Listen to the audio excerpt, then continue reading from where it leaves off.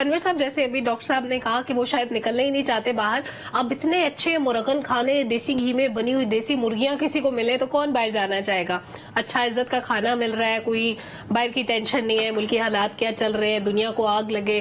تو ایسی فیسلٹیز کے ساتھ تو میرا خیال ہے وہ جیل میں بھی رہے تو کوئی ٹینشن نہیں ہے. میں نے سنا ہے کہ ان کے لیے پراپر نیا بلاک، نیا واش روم، بڑی انتظامات کیے گئے ہیں ان کے لیے. دیکھیے سلما، یہ انسانی فطرت، جتنی مرضی فیسیلیٹیشن ملے آپ قید میں نہیں رہ سکتے. پہلی بات تو یہ ہے. تو عمران خان اپنے شوق سے قید میں نہیں ہے اور وہ کوشش کر رہے ہیں کہ وہ باہر جائیں. اور ایک بات اب اپنے ذہن نشین کر لیجئے گا کہ یہ بالکل 5 سال، یہ جو 5 سال آئندہ آنے والے ہیں، اس میں تو انتخابی سیاست میں وہ کہیں بھی نہیں ہے. ٹھیک ہے، اب وہ کوئی بارگیننگ کر کے ملک سے باہر جائیں یا ملک کے اندر رہیں یا کیسز کا فیصلہ کرے، یہ انہوں نے ڈیسائیڈ کرنا ہے کہ انہوں نے اپنے آپ کو کس طرح زندہ رکھنا ہے انتخابی سیاست میں.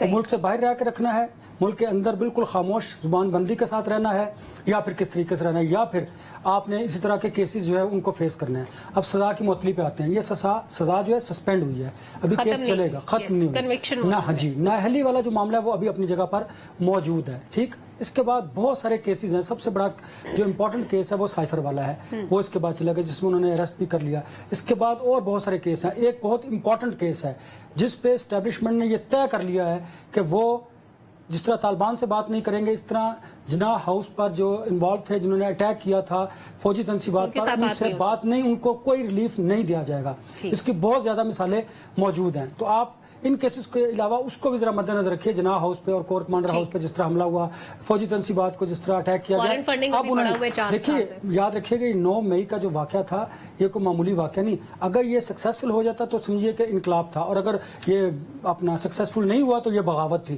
اور انٹرنلی اس کی ابھی بھی اسٹیبلشمنٹ اس پر بالکل آپریشن کیے ہوئے ہے. جو لوگ وہ انٹرنل یا ایکسٹرنل اس میں انوالو تھے، اب بھی ان کے خلاف کاروائیاں ہو رہی ہیں اور ان سے پوچھ گچھ ہو رہی ہے، اور سزا اور جزا والا جو کانسیپٹ ہے وہ اب بھی وہاں پر لیا جا رہا ہے. لہٰذا اس کیس کو آپ ذرا معمولی نہ سمجھیے گا. ود ان آرمی بھی. ویسے یہ انقلاب والی بات سے انور صاحب مجھے اختلاف ہے کہ انقلاب اس طرح نہیں آیا کرتے کہ آپ جتھوں کی صورت میں چڑھائی کر دیں کسی بھی ادارے کو، آپ اپنے نشانے پہ رکھ لیں اور آپ کو پتا خواہش تو ہوتی ہے نا. ممکن ہے کہ آپ اس طرح کر کے اپنا جو سمجھتے تھے کہ دیکھیے آپ کو وہ بیان یاد ہے کل جو دیا تھا خٹک صاحب نے کہ جو خان صاحب ہیں وہ چاہتے ہیں کہ وہ ملک کے بادشاہ ہوں. لیکن یہی خٹک صاحب تھے جو ان کو سپورٹ کیا کرتے تھے. ہمارے ہاں یہ بڑی عجیب بات ہے کہ جب آپ سیاست میں ہوتے ہیں تمام بینیفٹس حاصل کرتے ہیں پولیٹیکل پارٹیز کے ساتھ، تب سب اچھا ہوتا ہے. جب آپ ادھر سے ہٹتے ہیں تو پھر آپ کو اس کی برائیاں نظر آتی ہیں.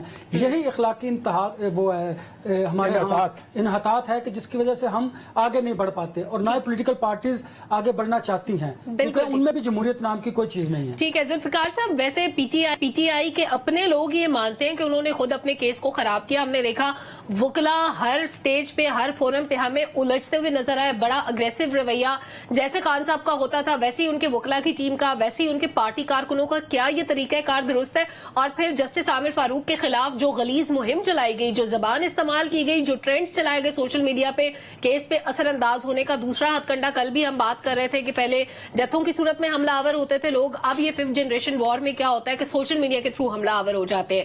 تو یہ رویے کیا پی ٹی آئی کی آئندہ کی سیاست کو بچا سکتے ہیں؟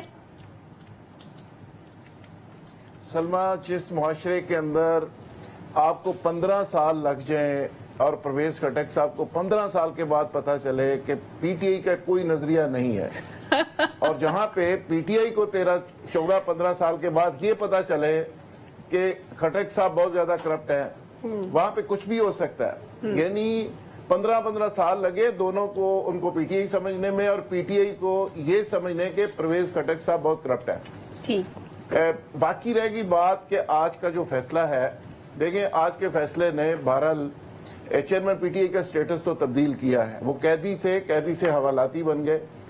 قیدی نمبر 804 والا معاملہ بھی ختم ہو گیا. جن لوگوں نے بڑی تعداد میں شرٹیں بنوائی ہوئی تھی، پتہ نہیں ان کی ضائع ہو جائیں گی، کیا ہوگا. جو حوالاتی ہوتا ہے اس کا سٹیٹس یہ ہوتا ہے کہ اس پہ کوئی نمبر شمر نہیں لگتا. وہ بیسیکلی ایک ملزم اور مجرم میں یہ فرق ہوتا ہے کہ مجرم جب بنتا ہے وہ قیدی بن جاتا ہے، اور ملزم جب ہوتا ہے وہ حوالاتی ہوتا ہے. اور دوسری سزا چونکہ معطل ہوئی ہے تو اس میں ایک بینیفٹ ان کو بہرحال یہ بھی پہنچتا ہے کہ جو چیئرمین پی ٹی آئی کے طور پہ ان کو ہٹایا گیا تھا وہ واپس اس پوزیشن پہ آ سکتے ہیں قانونی طور پہ. دوسرا